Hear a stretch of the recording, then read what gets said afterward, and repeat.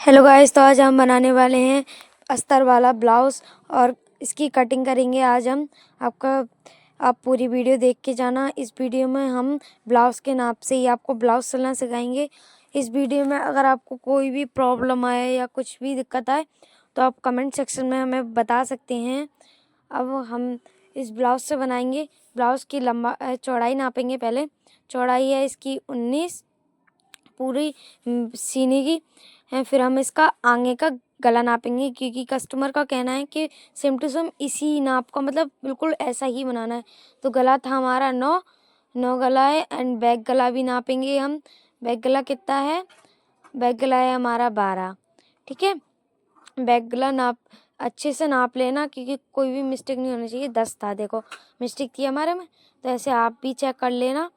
और उसके बाद फिर हम नापेंगे आस्तीनों को। आस्तीन हमारी इतनी ही रखना है, तो इसकी 7 आस्तीन है तो 7 रखना है। इसकी चौड़ाई नापेंगे। चौड़ाई है हमारी 6। ठीक है, ये हमने नाप ले लिया। अब हम रखते हैं कपड़ा। अब वो अस्तर की कटिंग करेंगे पहले हम, कपड़े की बाद में करेंगे क्योंकि इससे आसान हो जाता है हमारा कपड़े की कटिंग करना, क्योंकि कपड़ा खिसकता है, अस्तर नहीं खिसकेगा। ठीक है, फिर हम इसके नाप ले लेंगे। चौड़ाई कितनी थी हमारी? चौड़ाई थी हमारी 19, है ना? 19 ही थी ना? 19 थी। ओके, तो हम 19 रखेंगे और 2 इंची छोड़ेंगे। इससे हमारा कभी कभी मोटे पतले होते हैं तो लूज में दिक्कत नहीं आती। ठीक है, लूज कभी भी कर ले, इसलिए 2 इंची हमेशा ब्लाउज में छोड़ना चाहिए। 2 इंची बढ़ के हमें निशान लगा लेना है। निशान लगाने के बाद इसको हम कटिंग कर देंगे, अलग कर देंगे। ये हमारा ब्लाउज की कटिंग का हो जाएगा। इसको कटिंग कर देंगे। और आप वीडियो में लाइक करना, वीडियो को सब्सक्राइब करना और हमारे चैनल को। ठीक है, और इस वीडियो को पूरा देख के जाना। कुछ लोग बीच में ही छोड़ जाते हैं। फिर हमने देखो ये दोनों हिस्सों को कैसा रख दिया हमें। पहले हम वो नापेंगे लंबाई, कि हम लंबाई अभी मिस्टेक हो चुकी है लंबाई में, मतलब भूल चुके हैं। लंबाई है हमारी 15।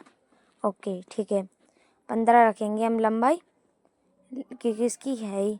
तो 1 इंची ज़्यादा हो रही है तो ठीक है, 1 इंची में। और हमने दोनों साइड एक आगे की साइड छोटी रखी है, पीछे की बड़ी, क्योंकि इसमें ना तो आधा इंची ऊपर दबता है, आधा इंची पीछे का दबता है, आधी इंची आगे का दबता है। ऊपर दबता है, नीचे भी दबता है।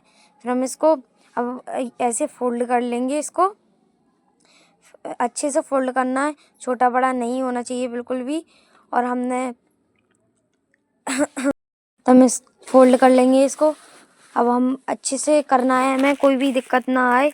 अगर आपको कोई दिक्कत है तो पूछ लेना भाई। फिर इसका गला कितना था हमारा गला था 7। हम 8 रखेंगे क्योंकि दब भी जाता है। ठीक है, ये हम आगे गला काट रहे हैं। ये मुड्ढे की चौड़ाई है, मुड्ढे की चौड़ाई। फिर ये मुड्ढे हैं, मुड्ढे हमारे 6 थे तो 6 ये मुड्ढे हैं। मुड्ढे पे भी निशान लगा लेंगे। ये देखिए, थोड़ा सा चौकट करके इसकी हमने गोलाई दे दी है इस प्रकार से। अगर आपको कुछ समझ में नहीं आए तो कमेंट में भी पूछ सकते हो, हम आपके कमेंट का जवाब भी देंगे। इसकी लंबाई थी हमारी 10, तो हम 10 रखेंगे। फिर 10 पे निशान लगा लेंगे। निशान हमें अच्छे से लगाना है। नीचे ये निशान है, ये वो है चुन्नट वाले निशान। आपको जैसे बताते जा रहे हैं आप वैसे लगा लेना। इतनी गले की नीचे से इतने फ्रंट पार्ट की ये चुन्नट है, चुन्नट के निशान लगा लेना है। आप देख लेना कि मैं किसी प्रकार से लगा रहे हैं, इसी प्रकार से लगाना है आपको। इससे बहुत आसानी रहती है लगाने में। और फिर हम पूरी लंबाई नापेंगे। हमारी कितनी थी? हमारी लंबाई थी 15, तो नीचे हम निशान लगा लेंगे। फिर निशान अच्छे से लगाना है, कोई भी मिस्टेक नहीं होना चाहिए। अगर मिस्टेक हुई तो गलती हो जाती है। फिर हमको नीचे से थोड़ा नीचे को जाते हुए करना है, मतलब डीप में करना है, थोड़ा लास्ट में। फिर हम गला कटिंग करेंगे। गला कटिंग आपको अच्छे से करना है। किसी का फिनिशिंग नहीं आता है तो आप ऐसी कैंची को एकदम स्ट्रेट नहीं लाना है, आपको थोड़ा सा राउंड कर देना है, बीच बीच में थोड़ा सा राउंड कर देना है। ज़रूरी रहता है राउंड करना, इससे शेप अच्छी आती है। अगर आपको चौकुट रखना है तो चौकुट कर सकती हो, ठीक है। फिर हम मुड्ढे काटेंगे। मुड्ढे हमारे कट चुके हैं। फिर हम ऊपर की जो मतलब जॉइंट रहते हैं उनको भी काट देंगे।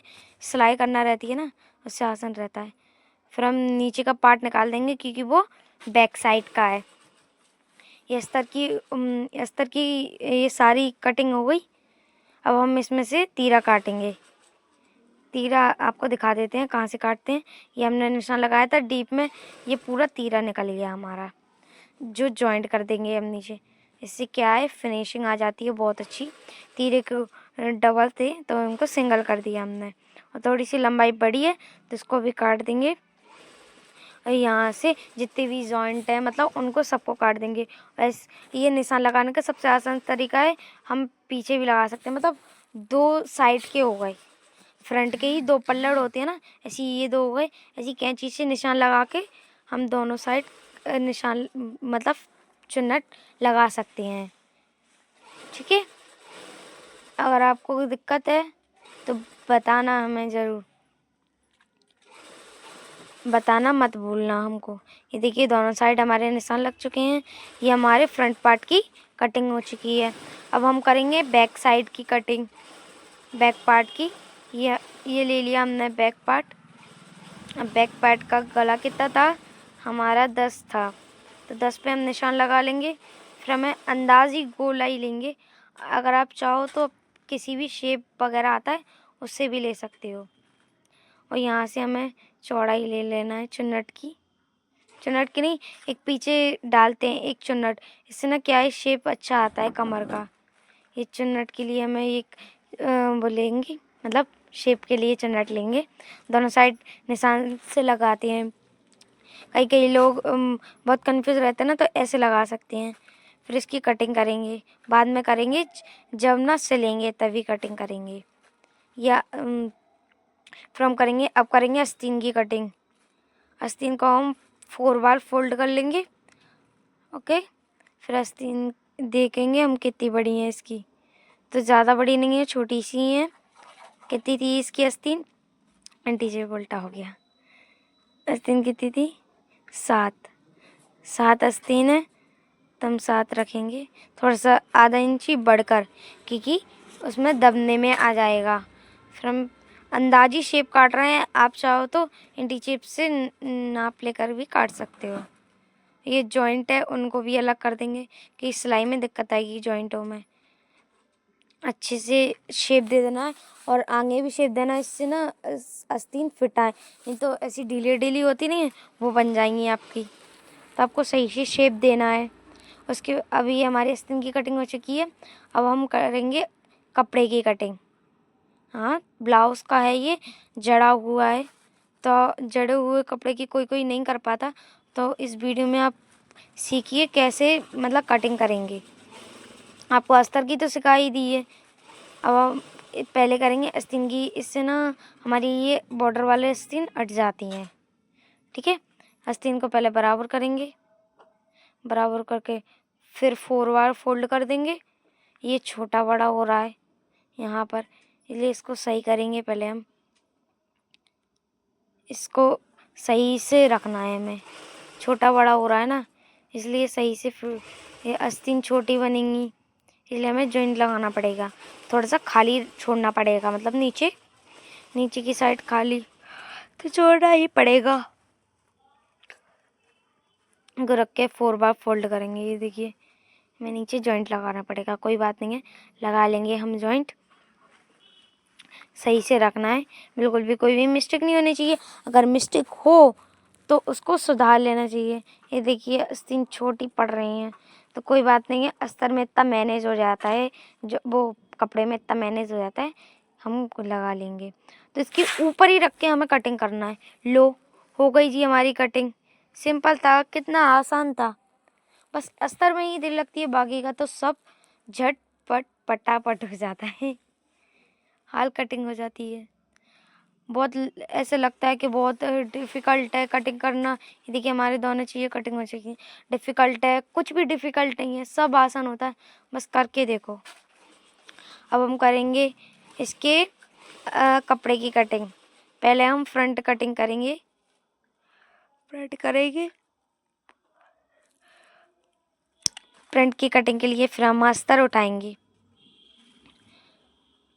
ठीक है, इसको रख लिया है हमने ऐसे, नहीं हाँ फ्रंट ही करेंगे। हमने इसे रख लिया है डबल फोल्ड करके रखना है आपको। ठीक है, ओके, बिल्कुल अच्छे से मतलब पूरे अच्छे तरीके से। अब इसको कपड़े का रखेंगे हम।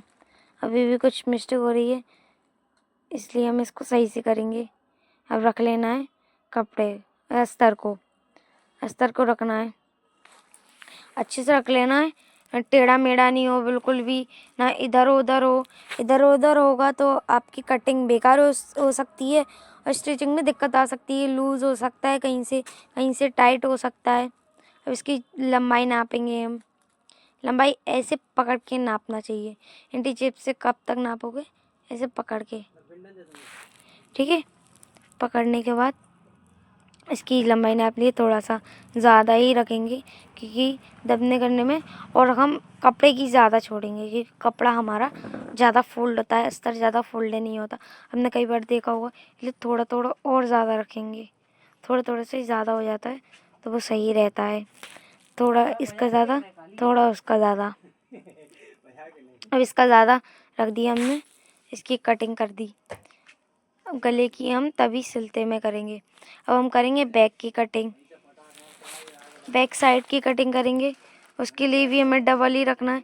हमारा इतना सारा कपड़ा है जो कि बैक के लिए सिर्फ हमारी स्लिप्स कट गई, अब फ्रंट कट गया, बैक रह गया है। अब बैक को रखेंगे, फिर हम बैक का लेंगे पार्ट, बैक का पार्ट लेंगे। हमारा बड़ा पड़ रहा है तो इसको छोटा कर देंगे। छोटा पड़ रहा है, बड़ा कर देंगे। बड़ा करने के बाद इसको रखेंगे। फिर सिंपल है, वही कटिंग कर देना है आपको, थोड़ा थोड़ा सा छोड़ के। आप पहले अच्छे से रख लेना है तसल्ली से, उसके बाद हम कटिंग करेंगे क्योंकि कोई भी मिस्टेक हो तो वो भारी पड़ सकती है। देखना, चुन्नट वगैरह आ जाती हैं तो वो भारी पड़ सकती हैं, कहीं से ये मतलब कट जाए उल्टी सीधी जगह से। अब इसको और ज़्यादा रखेंगे। इतना सिंपल है कटिंग करना। अब आप इस वीडियो में देख ही चुके होंगे कि कितना सिंपल है। सबसे आसान तरीका ही ये कटिंग करने का, और कुछ नहीं था, सिंपल भी नहीं था ब्लाउज। डिज़ाइन वाला गला था इसका, डिज़ाइन वाली स्लीव्स थी। अगर कोई प्लेन होता तो मान भी लेते, और अस्तर वाला था, कितनी फटाफट से हो गई। अब हम इसमें से काटेंगे अपना तीरा काटने के लिए छोटा सा टुकड़ा चाहिए। और ये कपड़ा आपको फेंकना नहीं है क्योंकि डोरी वगैरह में भी काम आ सकता है, क्योंकि जब बड़ा गला बनाएंगे तो डोरी तो लगेगी बड़े गले में। इसको रखेंगे, फिर वही तीरा रख के हमें इसकी कटिंग कर देना है।